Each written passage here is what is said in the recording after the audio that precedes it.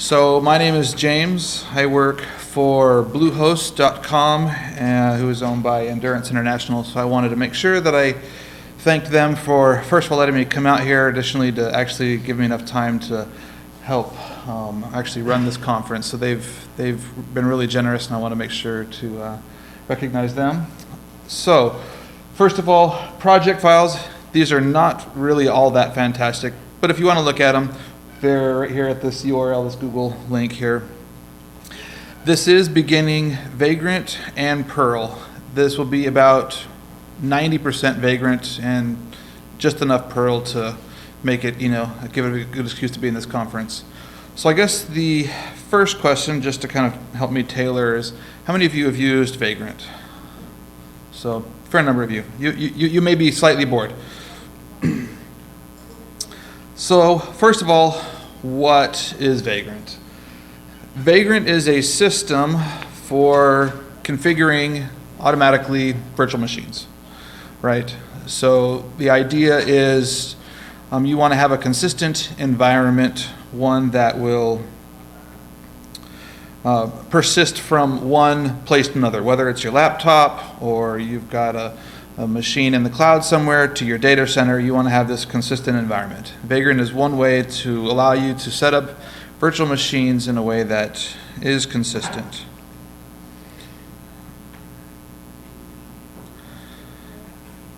For some reason my speaker notes are not showing up. Anyway, continue. So why is this important? Repeatable environments. First of all, we want to isolate our dependencies. We want to make sure that either the whatever we're building works, right? We're not depending on some package that we just happened to install and then forgot about. We're not depending on bugs that are manifesting oddly in one place, not in another. So it allows us to consistently define that system. We define what packages are installed. We define what operating system we're installed on. We define where the software that we're developing is deployed to. All these kinds of things, the things that make it easy for us to now say, I built this thing and it works. You can give it to your coworker and you can say, take this thing, run this command, and now you have the same environment as me. That you don't have to have all these complex dances of, here's my code and make sure you follow these 5 steps and oops, I forgot one, and right? So we want to make sure that it's repeatable. Consistent configuration. Again, we want to make sure that we can repeat all the things that we did to make our software work. So me as a developer, I'm going to start with a blank sheet of paper. I'm going to start writing. Hopefully I'm writing these things down as I go. And with an environment like Vagrant, hopefully you're thinking ahead of time and not coming around behind and trying to pick up all the pieces that you kind of strew along, as you walk down your path. Testable. Again, you want consistency, right? You want to be able to write your program, hand it off to testing, whether it's automated or not, and they have the same environment you have and can produce the same results that you want them to be able to produce. Disposable, right? So we've got resources. Maybe it's on your personal machine, maybe it's in the cloud, but you want to spin it up, do something with it, and now you're done. So you're going to turn it back off again. And again, easy to install. So Vagrant, for the most part, it models virtual machines one-to-one. So I'm going to talk in just a minute about Docker, which takes this model and goes another step. But this models an entire virtual machine, right? From the OS all the way up to your application and everything in between. You can do very simple install scripts with your Vagrant. So you can be as simple as just, I want to use Debian. Go. You have a blank Debian box, that's all you have, right? All the way down to everything that you want to configure about it. And you can provision this to any VM. There's a small caveat in that you do have to specify what's called a provisioner. Provisioner tells your machine what kind of virtual environment you want to use. Is that VMware? Is that VirtualBox? Is it Parallels? There are a number of ways to virtualize environments. So you have to provide at least enough information that it can create these environments in different providers.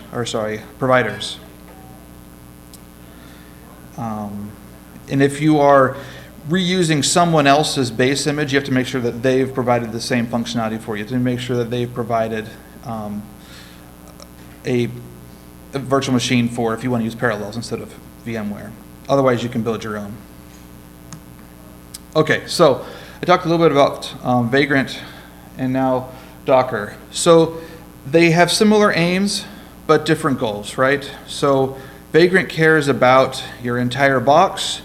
Docker contains about your container. Containers can run on boxes, right? So Vagrant is really good for modeling your environment where you've got perhaps a Docker, and then you can run Docker containers in your Docker, which is inside your Vagrant, and you can also run other machines. So, maybe you have a dedicated database, right? The database doesn't model very well to a disposable container, so you can set up all these things and have them run side by side. So both provide places to share and grab images from. So Vagrant provides Atlas. Go to Atlas, you can search for, there's thousands of images. Do you want a specialized Nginx container? There's probably one out there. Do you want one that has, Elasticsearch on it? You can probably find a container that already has that ready to go for you. There's all kinds of containers. Same thing with Hub at Docker. They provide lots of different places to start from. So there's boxes, and that's just your starting point. So Vagrant is slower because you are starting up an entire new virtual environment. So you have all the expenses associated with starting a VM. You've got to take all the memory, all the space, and it's going to boot up and it's going to go. Whereas Docker is using your environment already. It's just setting up a small Linux container, and it's very quick. So Vagrant is more expensive in terms of resources, but again, it is modeling an entire box. One place where I think Vagrant starts to shine is when you're modeling things that you're already running, right? You've got a system in place that's 10 years old. Sure, you would love to have containers, but the reality is you just can't do that yet. That's the case I'm in, right? So I've got a system I'm trying to model. We want to be able to deliver this to new developers. They walk in the door. I say, check out this thing, type Vagrant up, and you have the same thing that I do. And it's old, well, I shouldn't say it's old, but it's not containerized, right? So I'm modeling things that I currently already have. Docker does prefer stateless applications, so something you just got to think about. I think Docker is great, and we're moving that way also, but Docker wants you to keep your state elsewhere. You just bring up a small thin wrapper around your application, you run it, you want another one, there's another one. You want to throw it all away, your state is safe and stored elsewhere. Okay, so getting started with Vagrant then. Really you need two pieces. You need Vagrant and you need a VM manager. VirtualBox is nice because first of all it's free, second of all it runs on the three major platforms. You can get it for Windows, OS X, and Linux. There are probably others if you care to do some work, but it runs really well on those three, and it's also nice because, if I create a Vagrant box on my Mac, then I can still give that to my coworker who's running on Linux. Of course, like I said before, you can run other providers. You can do VMware, you can do Parallels, and you'll get some performance gains for doing that. And for me, I'm going to talk later in this talk about Ansible. There are other ways to configure Vagrant. Ansible is one that I prefer, but you could do Salt or Puppet or any number of other configuration management software.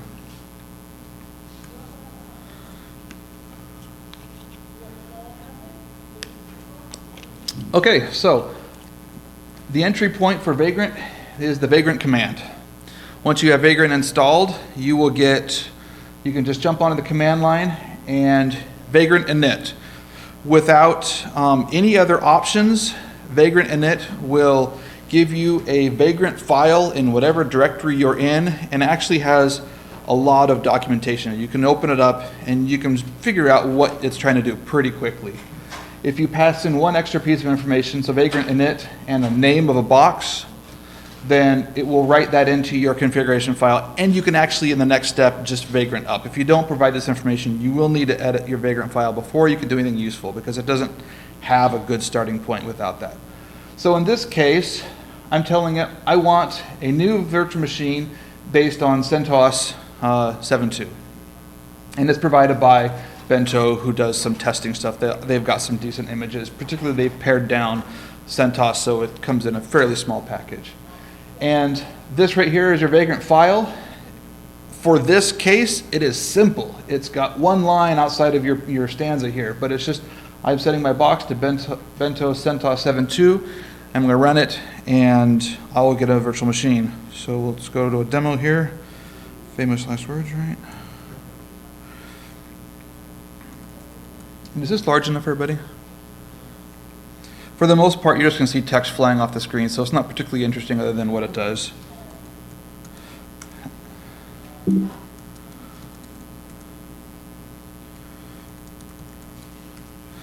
And just to show you what I've got in here, like I said, it has a lot of extra stuff, so you can start actually making it useful. But here's the one line that's important. I've set my machine to be CentOS 7.2, and everything else is commented out, just to show you what I've got. So Vagrant up. Now it's trying to start the machine. The first thing it's going to do is it's going to go and try and grab the box that you defined.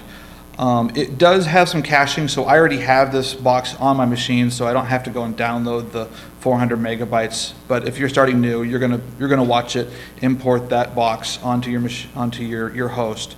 Once it's got the box, it'll also check to make sure that's up to date. Then it's going to start booting.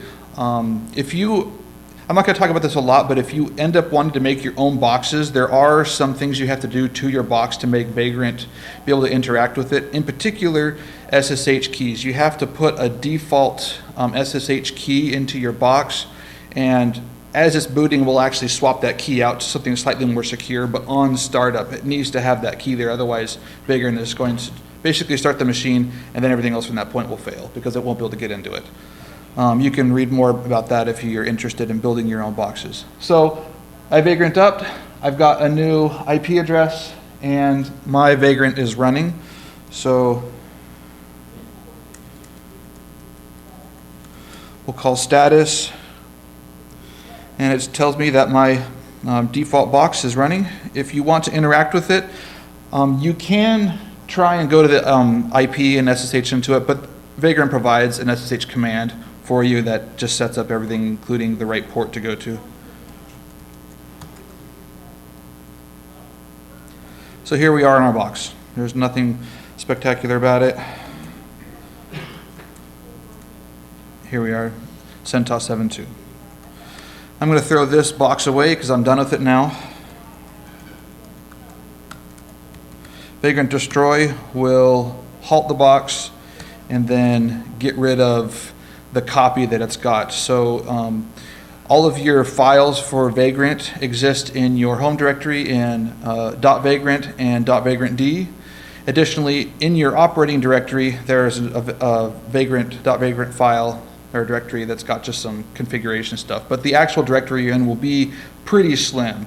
It all gets stored a little later on. I'm running out of time very quickly, so.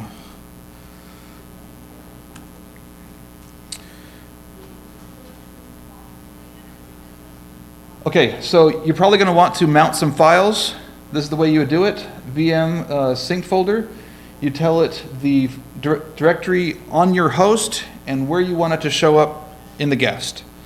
There are a couple different ways you can sync folders. By default, VM or Vagrant will just try and do the right thing, which is it will sync the folder. So copy, when you write either way, it will push the changes back and forth. So you can see that in your host. Actually, I'm not going to do that right now. You can also set up NFS, you can set up Samba, and a few other options.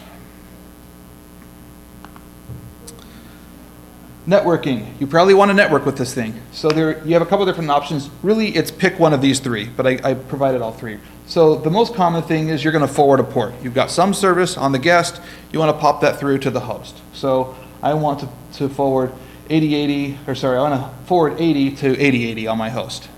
You can also set up private networking.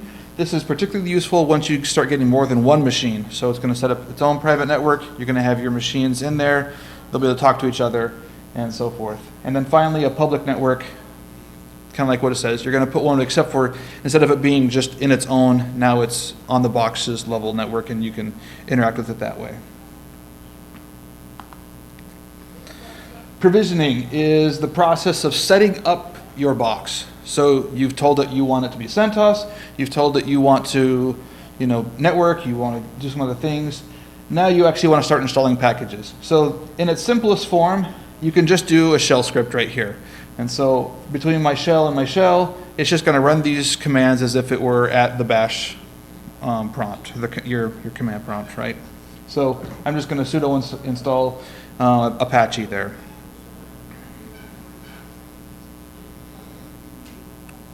And let me just show you, well, let's get that one too. Okay, so my final example is we're going to put all this together to create a Mojolicious site.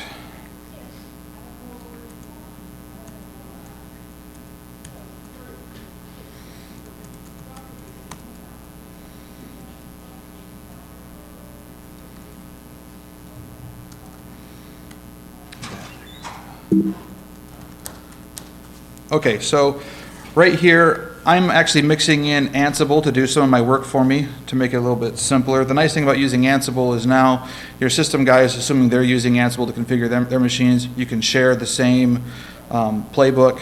You just ship the Ansible to them. They run it on their bare metal machines, whatever it is, however they're deploying their system. I've got the same playbook. I just give it to them, they go, right? So I'm not going to, if you don't know Ansible, I'm not going to explain this a whole lot, but I'll give you a brief crash course on it. So on all hosts, in this case all virtual hosts, I'm just going to install Apache. It's very declarative, right? So I just say the state, you say what you want. So I want Apache via the HTTP package, I want it to restart, and this is what we're going to do. Then I'm going to jump over to example 5, which is where we do Mojo.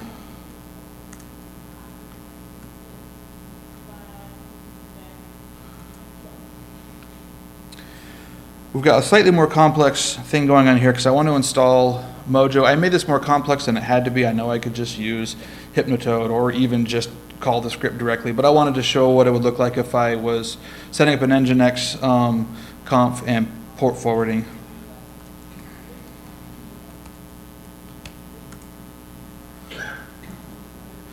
So I'm going to install EPEL for some extra packages. I'm going to install cpan-. I'm going to install Nginx. I'm going to inform the system to restart Nginx. I want to make sure it starts on boot. We're going to copy in my Nginx config. We're going to go ahead and grab Mojo. We're going to start Hypnotoad. And then finally, any of these things that needed to restart Nginx can inform Nginx to do its job and it'll restart. I wish I would stop digging.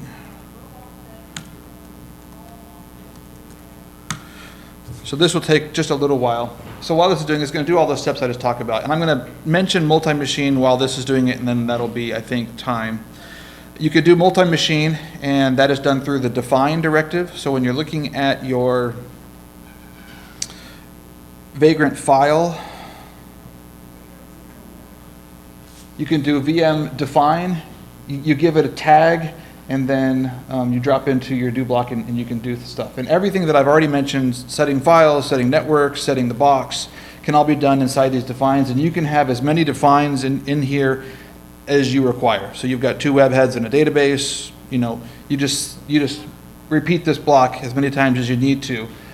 This is where you might start using private networking, fixed IPs. You can start fiddling with your host file. Vagrant has a whole plug-in infrastructure so that you could have it automatically, when a machine comes up, inject a host entry on your host box. That way you could access it via some known host name on your browser.